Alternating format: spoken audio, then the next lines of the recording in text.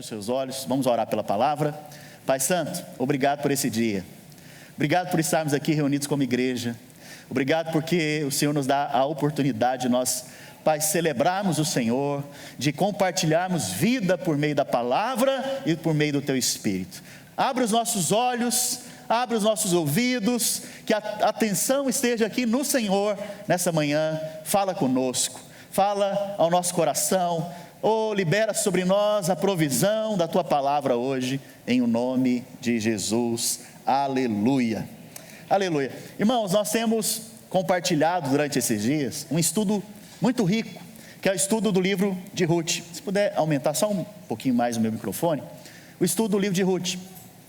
E eu tenho sido muito abençoado de estar aqui compartilhando com você. Eu não sei você aí recebendo a palavra, mas eu tenho sido muito enriquecido em Deus, né? E esse, como eu disse, é um livro muito rico. Nós começamos há 2 cultos atrás a compartilhar uma série sobre esse assunto, né? Sobre o livro de Ruth. O livro de Ruth tem apenas 4 capítulos. Eu te estimulo a lê-lo nesse período. Provavelmente no próximo culto a gente vai encerrar essa série.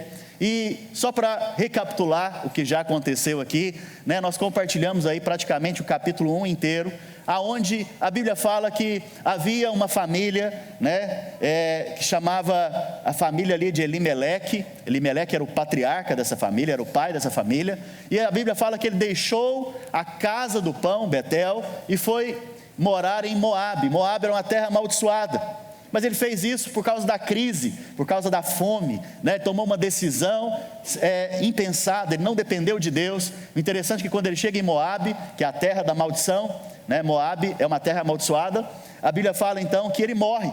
Interessante que ele, fugindo da morte, encontrou a morte, né? E a Bíblia fala que ele foi com seus 2 filhos, Malom e Quilion, junto com a sua esposa Noemi. Malom, já falei para vocês, não sei se alguém aqui lembra o que significa Malom. Alguém lembra? Doente. Quilion, morrendo. Ele foi com os 2 filhos, não dê esses nomes aos seus filhos, Malom e Quilion, o doente e o morrendo. A Bíblia fala que lá na terra da maldição ele se casou, né? Eles se casaram, tiveram ali as suas esposas, mas logo depois eles morreram também. Interessante que um desastre completo aconteceu nessa família por causa da decisão de um homem, né? Por isso que eu falo que é importante, você, homem de Deus, você é o sacerdote da sua casa, você é aquele que depende do Senhor. Não tome decisões baseadas nas circunstâncias, baseadas nas propostas, mas tome decisões em Deus, porque é o Senhor que te leva para os lugares altos, para as bênçãos que Ele tem para a sua vida, para as oportunidades para a sua família. Não tome decisões baseadas nas circunstâncias. Essa é a grande mensagem aqui. A Bíblia fala então que depois que aconteceu essa tragédia toda, né? E Deus, Ele trabalha nos bastidores. Deus agora vai trazer uma restauração sobre essa família. Nós vamos ver nos próximos capítulos aqui agora, né? Deus vai trazer uma restauração. A Bíblia fala que Noemi ouviu falar que havia pão lá na casa do pão em Betel, né? Voltou a ter comida lá, e ela ouviu essa notícia, e o que levou ela de volta para o propósito de Deus foi a boa notícia. Interessante que aos domingos aqui nós pregamos as boas novas. O que te traz para o propósito de Deus são as boas novas, não é juízo, né? O que te faz voltar para o propósito de Deus é a boa notícia. Qual que é a boa notícia? É a mensagem do Evangelho. Essas são as boas novas que nos leva de volta para o Senhor.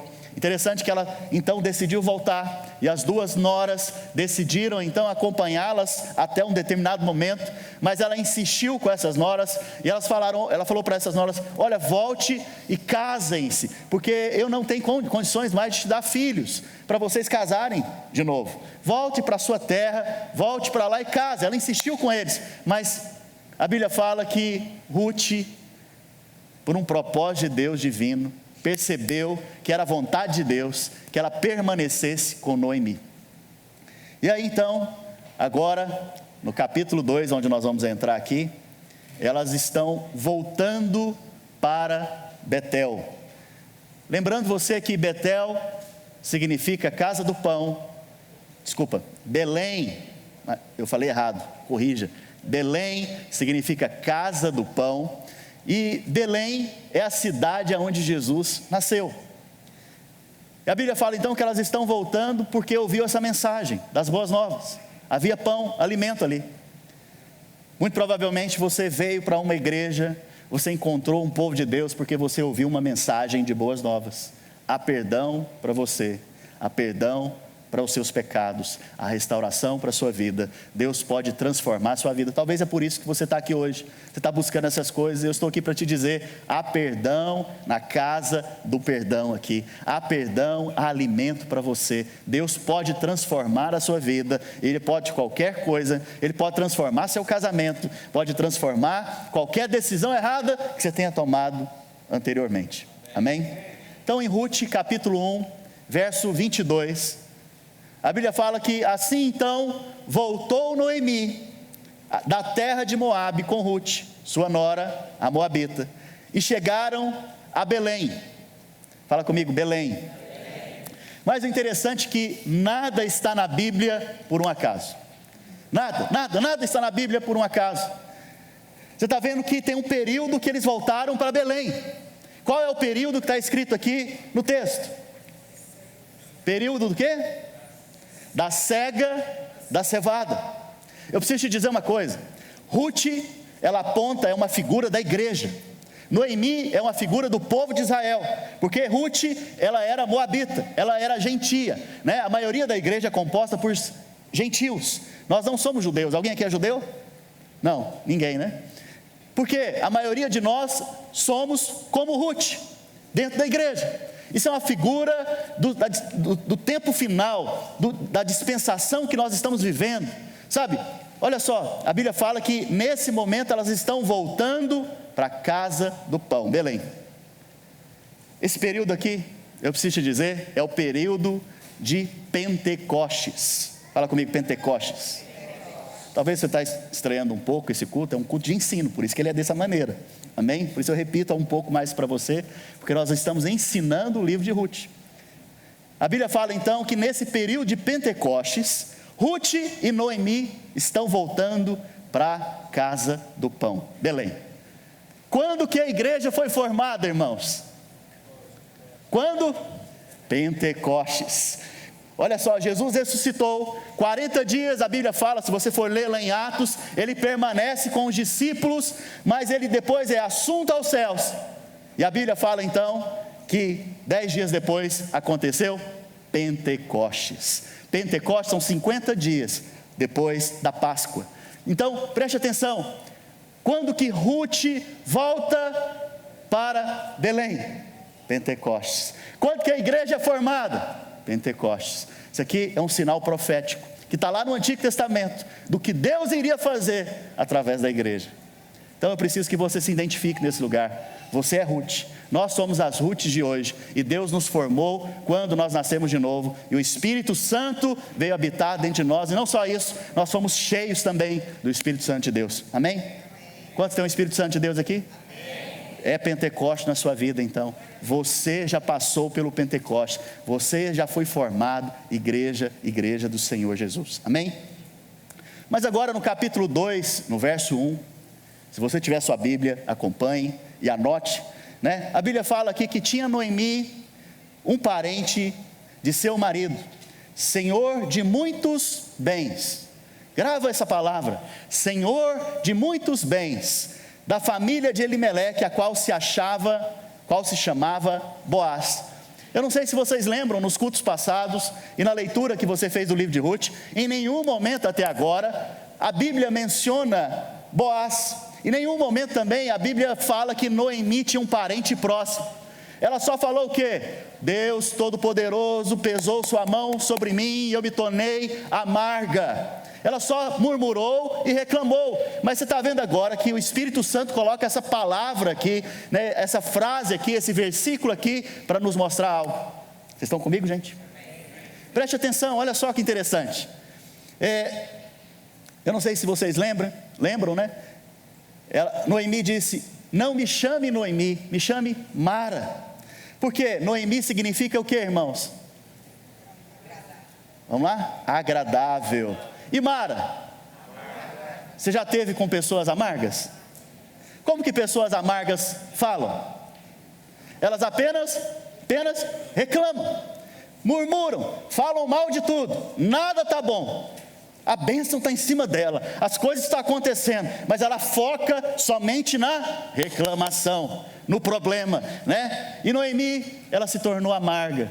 Por quê? Porque ela pensou que Deus tinha feito aquilo com ela. O que acontece com os amargos de alma, com os amargurados de alma? Eles culpam a Deus no final das contas pelos problemas que eles estão passando. Eles esquecem que eles mesmos tomaram decisões e precisam se voltar para Deus. E Deus quer sim abençoá-los e livrá-los de todo o mal.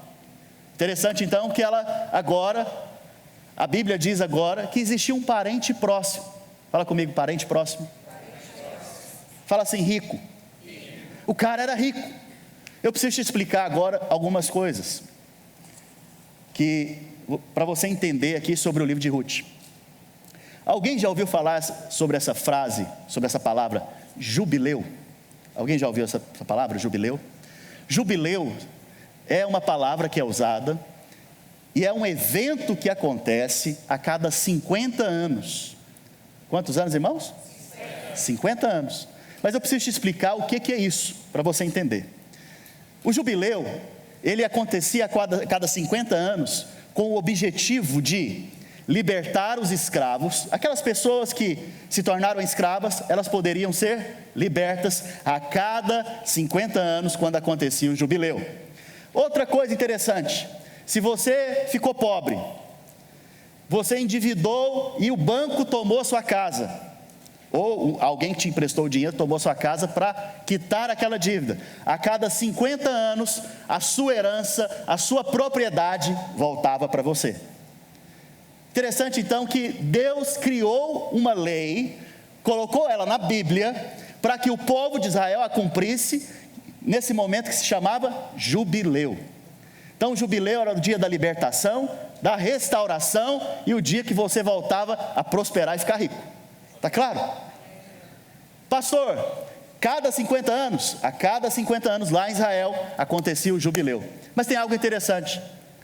Para que acontecesse o jubileu, haveria antes um anúncio. Esse anúncio era feito através de uma corneta. Na verdade, eu não sei se vocês são lá do Goiás, de Minas Gerais, tem aquele berrante, né? Já ouviu berrante? Berrante é aquele chifre de boi. Quando se toca ele faz aquele som. Mas lá em Israel não era boi a predominância, lá tinha o quê? Ovelhas. Quando a ovelha fica mais velha, ela se torna um cabrito, né? E esse cabrito ele tem um chifre. Quando ele morre, desse chifre se faz o quê? Esse chofar. Então a cada 50 anos se tocava esse chofar.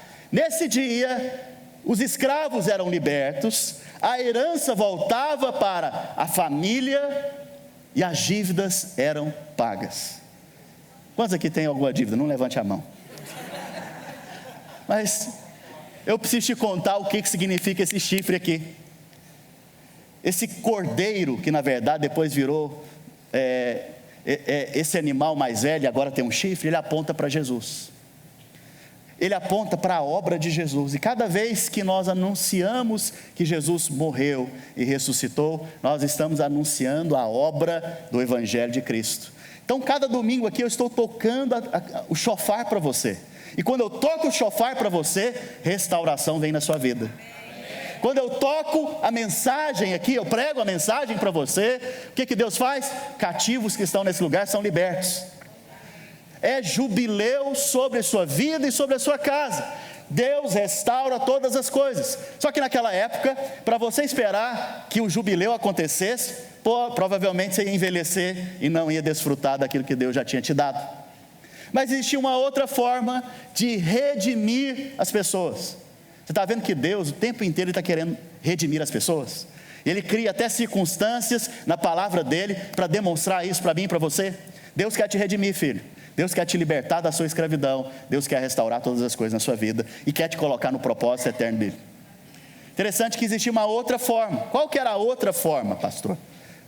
A outra forma era através do parente remidor. Fala, parente remidor.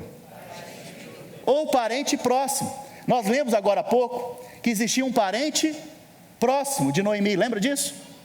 A outra forma então de Noemi ser redimida. Detalhe, Talvez eu não falei isso ainda. Mas quando Elimeleque foi mudar para Moabe, ele mudou para lá e deixou as suas terras, porque ele estava pobre já na terra, ele já tinha dívidas, ele não tinha como pagar as dívidas, né? Então ele perdeu tudo.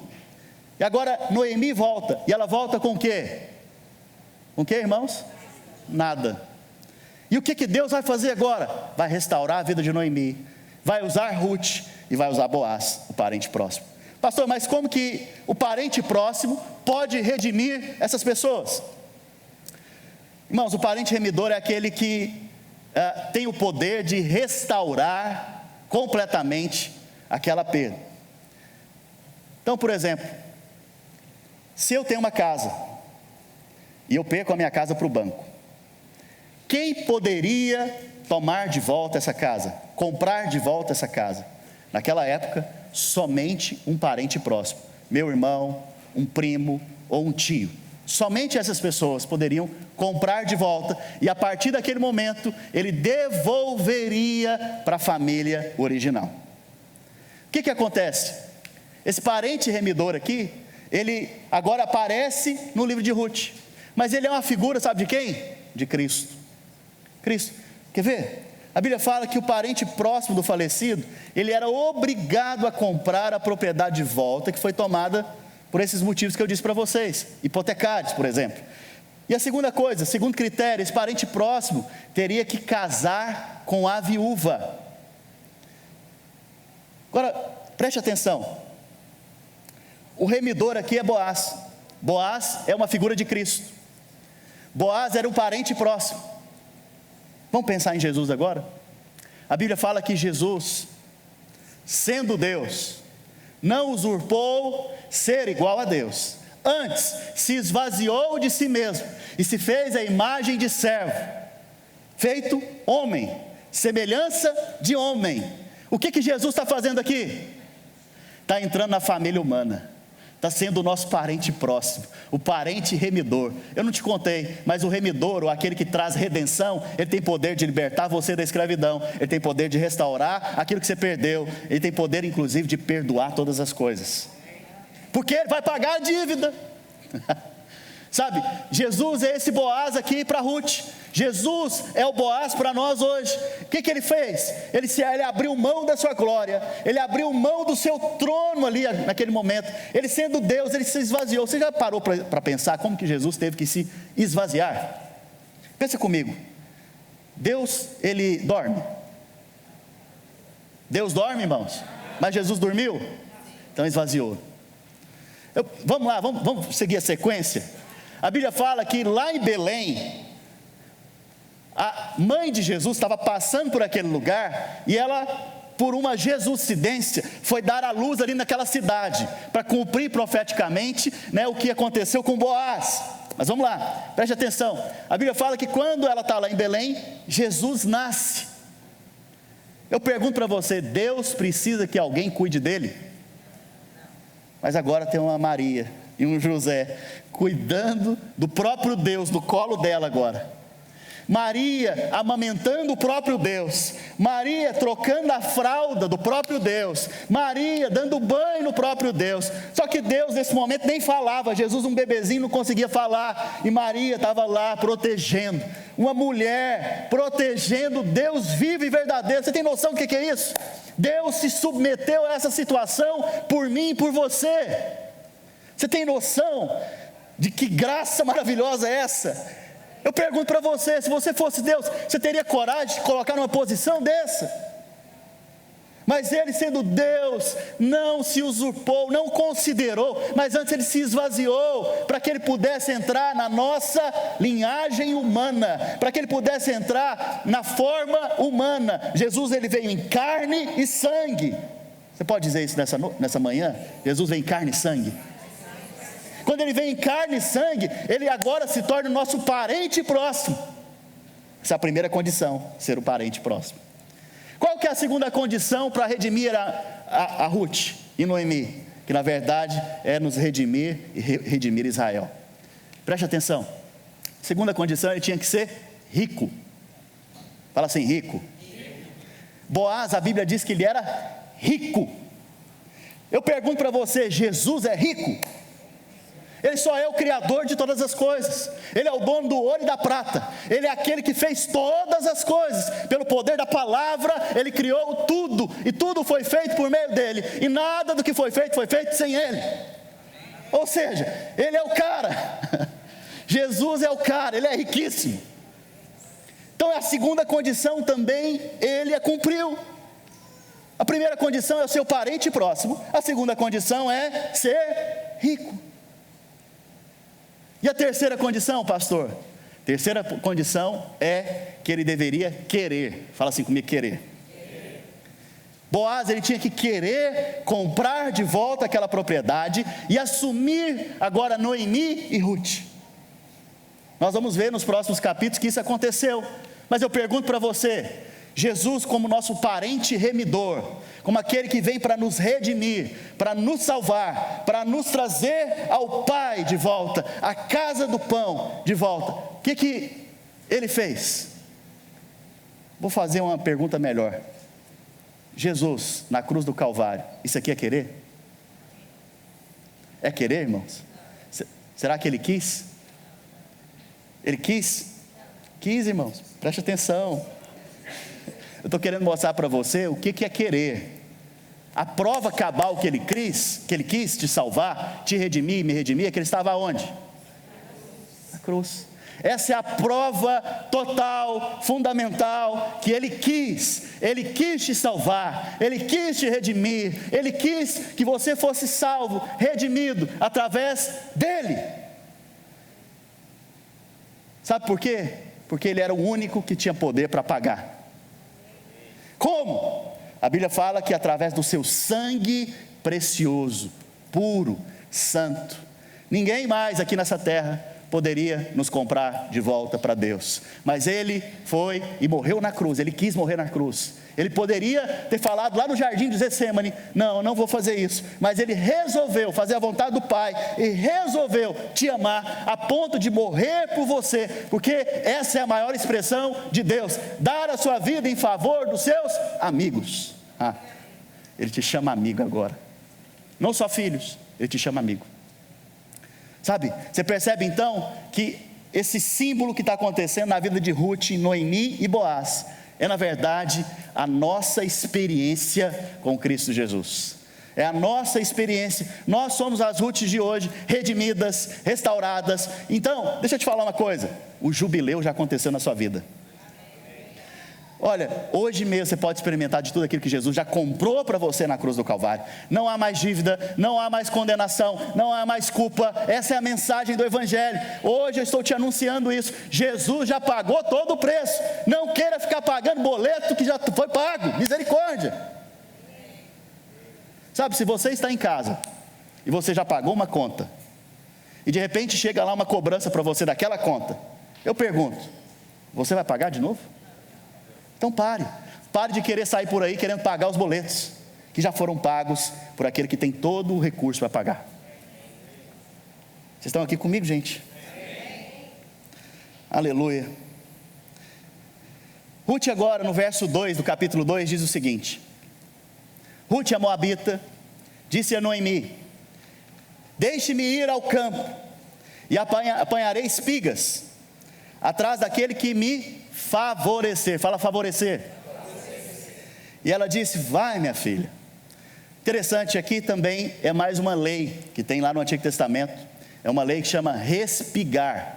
Fala respigar. Palavra diferente, né, que a gente está aprendendo hoje. Sabe, o que é essa lei? Se você é um fazendeiro naquela época, você ia ter uma plantação, e quando você fosse colher toda a colheita, essa lei dizia, não colha até as extremidades da terra, deixe as extremidades da terra para os pobres e estrangeiros, não seja mão de vaca, em outras palavras.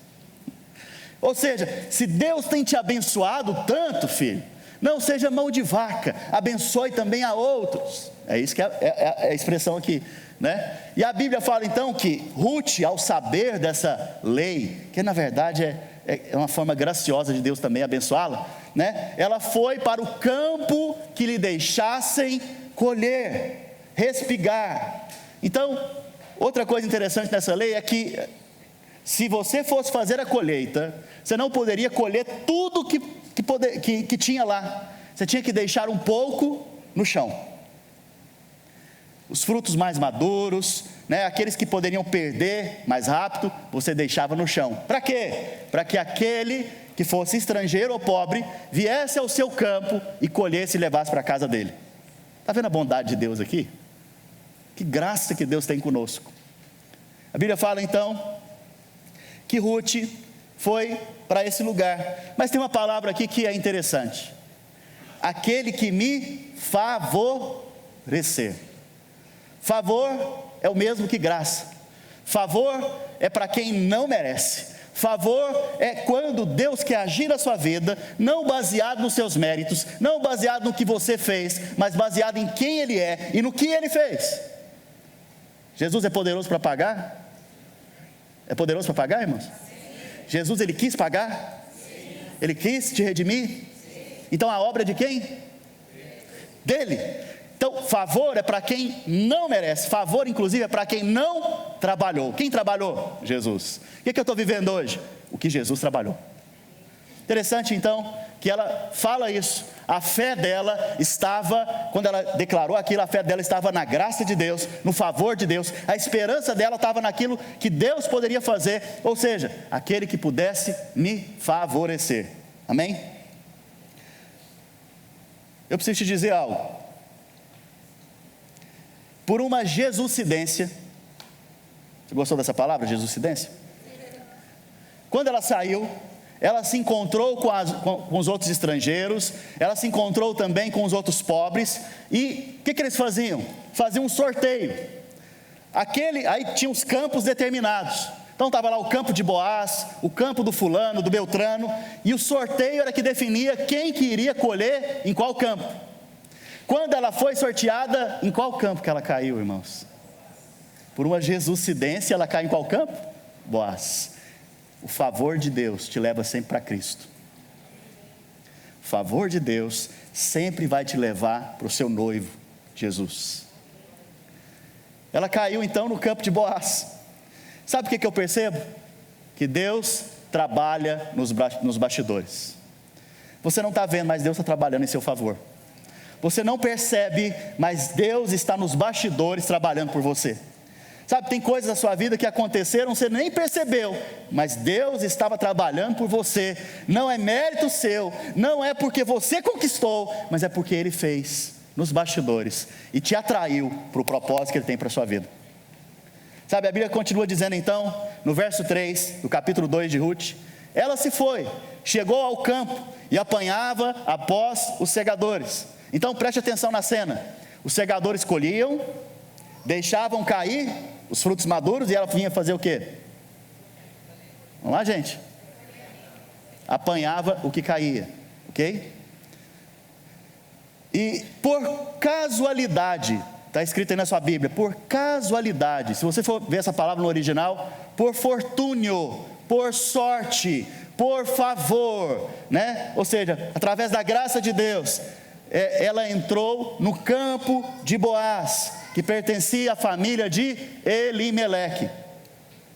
Sabe, eu não sei se vocês lembram, mas no dia que Ruth falou: Noemi, o teu Deus é o meu Deus, o teu povo é o meu povo, Deus anotou o nome dela.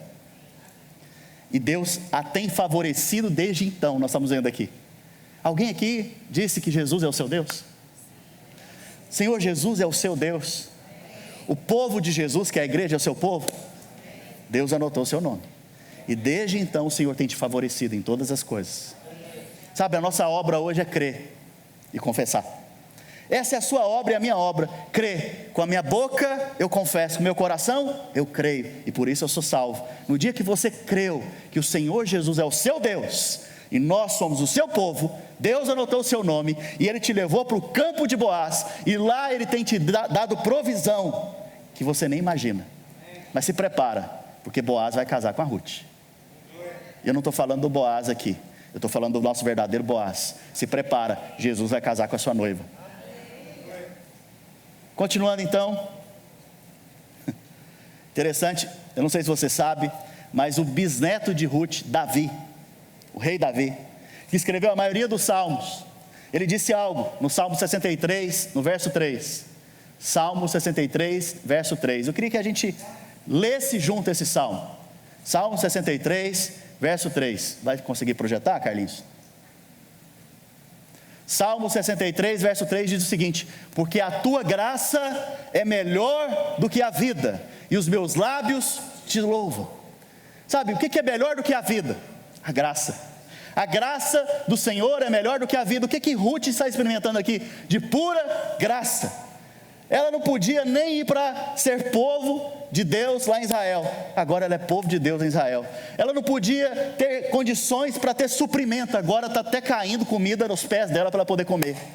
Tua graça é melhor do que a vida. Quem disse isso? O bisneto de Ruth, Davi.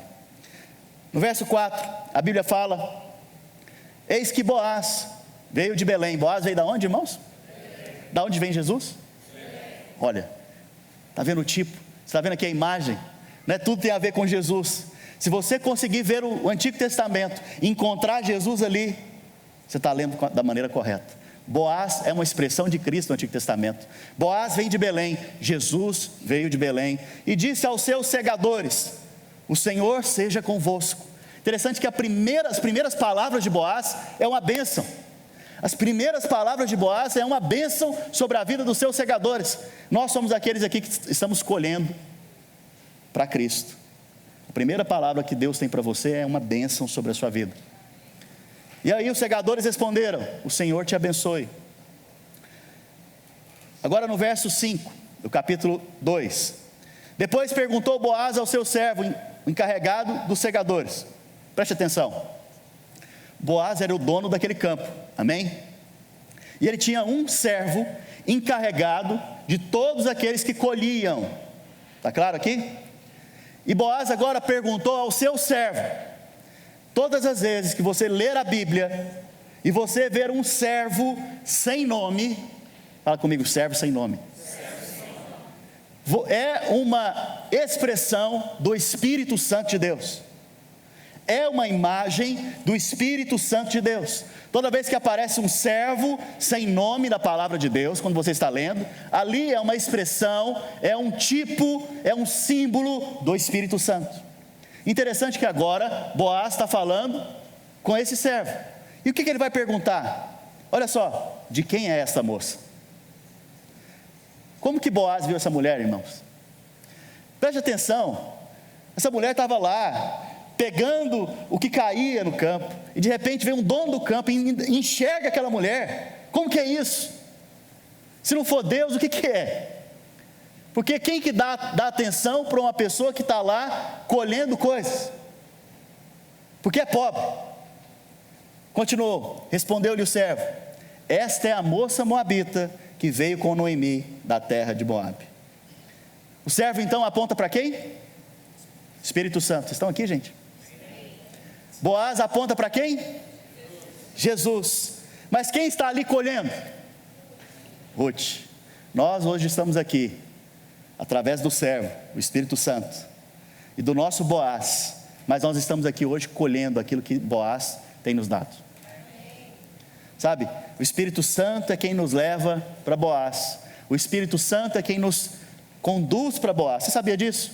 Que o Espírito Santo está hoje trabalhando na sua vida e na minha vida para remover toda ruga e mácula, para nos apresentar perfeitamente para o nosso noivo.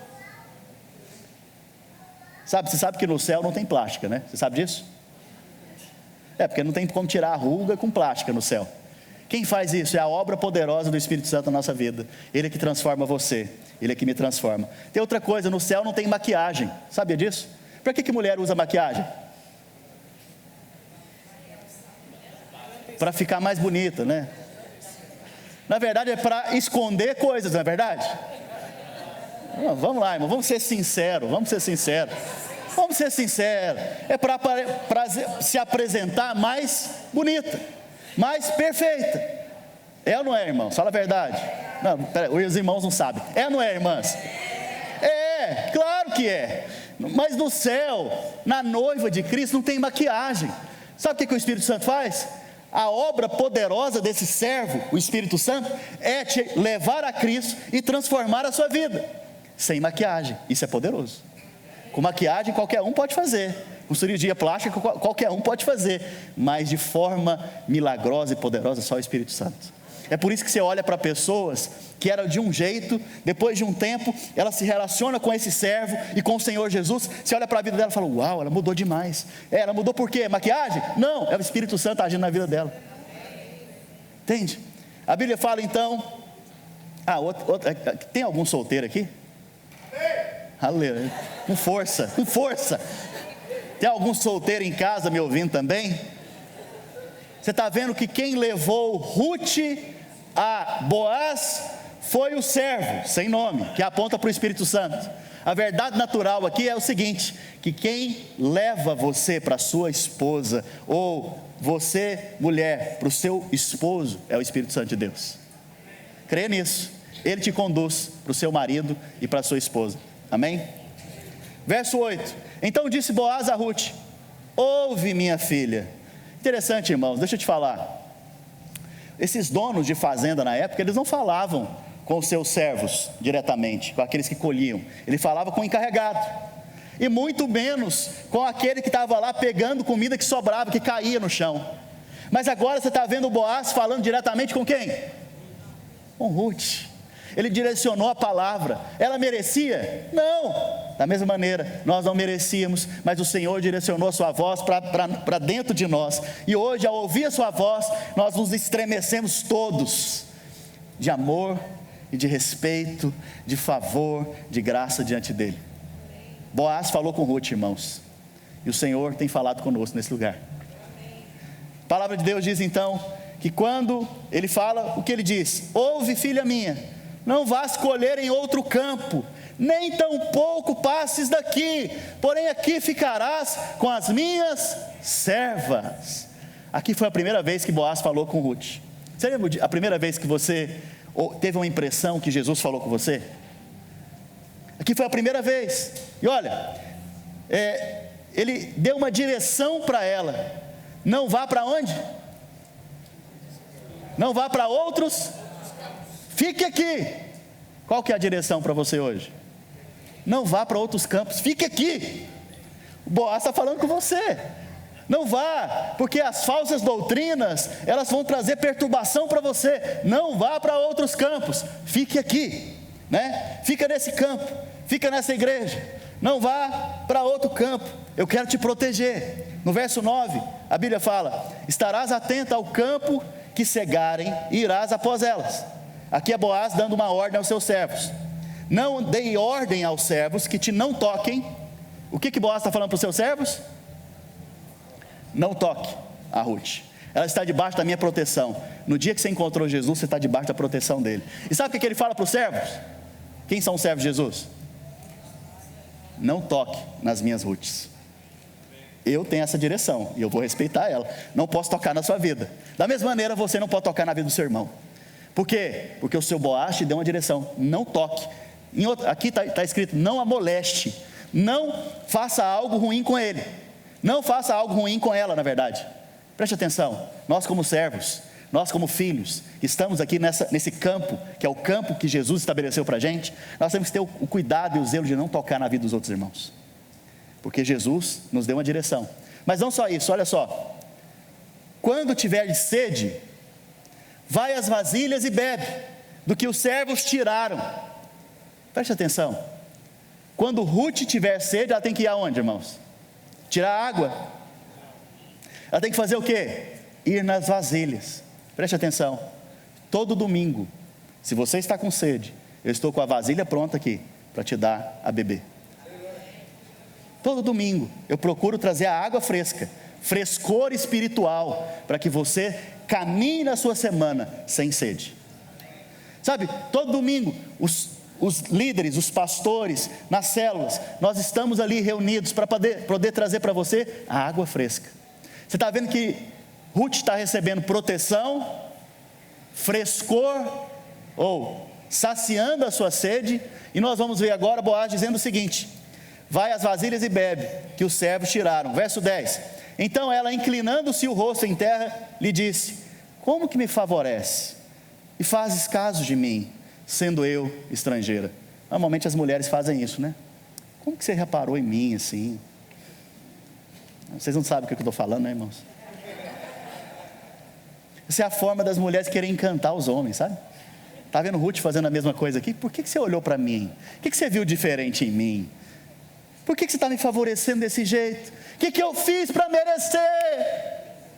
Quando Deus te abençoa, filho, não pergunte o que você fez para merecer, porque nós não merecemos nada. Na verdade, o que nós merecíamos era o inferno. Essa era a grande verdade. Mas um dia chegou o nosso remidor, o nosso Boaz, e ele nos redimiu da condenação eterna, e nos tirou do inferno, e agora nos trouxe para ser dele, habitar na casa dele, sermos filhos amados, sermos inclusive a noiva de Cristo. É muita graça. E aí você olha para você e fala: o que ele viu? O que Deus viu na minha vida, que ele chamou tanta atenção dele? Na verdade, não é o que ele viu, é quem ele é. Ele, ao ser bom e ao ser amável, ele não pôde fazer outra coisa a não ser nos amar, nos abençoar, nos guardar, nos proteger, nos dar frescor espiritual. E nós vamos ver no próximo versículo aqui, nos dar alimento. Quando você vai para o seu Boaz, você vai ter proteção. Quando você vai para o seu Boaz, você vai ter frescor espiritual, saciez. Quando você vai para o seu Boaz, você vai ter alimento. Amém? Vamos ficar de pé.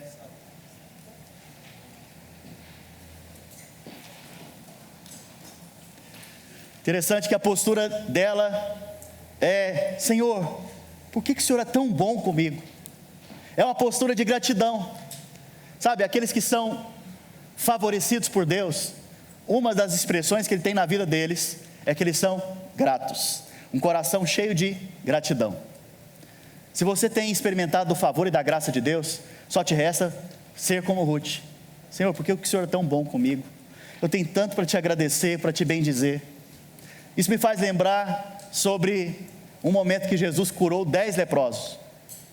A Bíblia fala que esses 10 leprosos, eles já estavam nessa condição há muito tempo, e de repente eles encontraram Jesus, e Jesus cura todos eles, 10 de uma vez.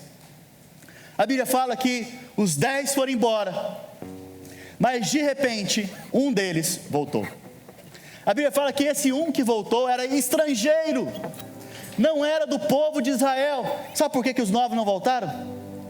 Porque eles achavam que eles mereciam aquela cura. Sabe por que esse estrangeiro voltou? E esse estrangeiro é como Ruth e é como nós hoje? Porque ele sabia que ele não merecia, e por não merecer ele voltou para dar graças e agradecer a Jesus. É o favor de Deus, é a graça de Deus, é a falta do merecimento mesmo que te leva para Cristo, te leva a voltar para Ele. Queria que você, nesse instante, se voltasse para o seu Boaz, se voltasse para o seu Senhor, falasse para Ele: Senhor, o Senhor é o meu Deus, Senhor, o Senhor é o meu Senhor, eu estou aqui aos teus pés, assim como Ruth, e eu sou grato ao Senhor, porque o Senhor tem me favorecido, o Senhor tem deixado cair coisas na minha vida, e eu até penso que sou eu, mas na verdade não sou eu, é o Senhor que tem derramado sobre mim as tuas bênçãos, a tua provisão, e o Senhor tem me direcionado a estar nesse campo. Nesse campo, Senhor, eu tenho proteção, nesse campo eu tenho abrigo. Eu te agradeço, como que o Senhor se importa tanto conosco, como que o Senhor se importou tanto comigo, com os meus irmãos. Oh, eu te agradeço nessa tarde, Senhor Jesus, por todos os teus benefícios para conosco. Nós não merecemos, mas o Senhor tem nos cercado, trabalhado nos bastidores e nos levado, Senhor Jesus, ao teu propósito. Senhor Jesus, nós te damos graças nesse momento, te bendizemos nesse momento, sabe, só te resta, depois de ser tão favorecido, a bendizer o nome do Senhor, agradecer o Senhor Senhor que tem nos guardado, tem nos dado proteção, tem nos dado abrigo, tem nos dado o seu cuidado, tem nos dado o seu zelo. Oh, o Senhor é quem guarda as nossas casas, o Senhor é quem guarda as nossas famílias, o Senhor é quem nos protege de todo o mal, o Senhor é por nós, e se o Senhor é por nós, quem será contra nós? Porque aquele que não poupou a sua própria vida, o seu próprio Filho, não nos dará também com Ele, graciosamente, todas as outras coisas.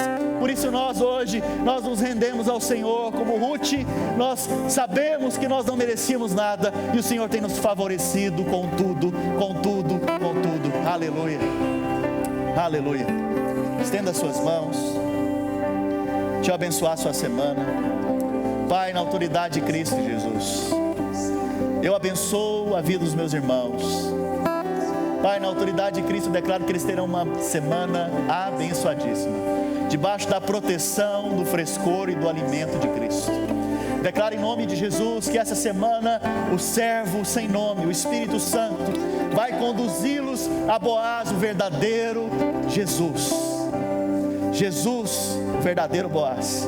Declaro em nome de Jesus Cristo que essa semana fome e sede vão surgir no coração dos meus irmãos, pela presença do Senhor, pela palavra do Senhor, e eles serão alimentados pelo Senhor. E o Senhor sempre dá mais do que imaginamos, pensamos ou sonhamos.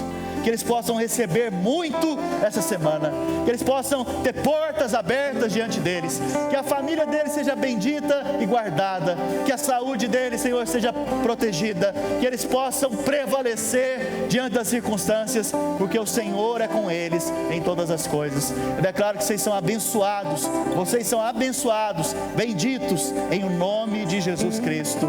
Amém e amém.